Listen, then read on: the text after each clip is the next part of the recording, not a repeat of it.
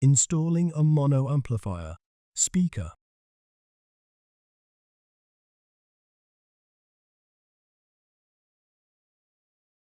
Note: the ThinkSystem ST45 V3 and ST50 V2 mono amplifier replacement procedures are identical, and ST50 V2 is used here as a demonstration. Insert the mono amplifier into the bracket on the inside of the chassis.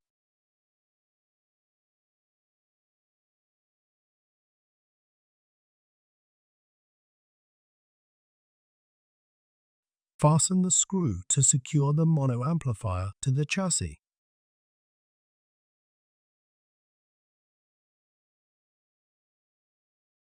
Connect the mono amplifier cable to the system board.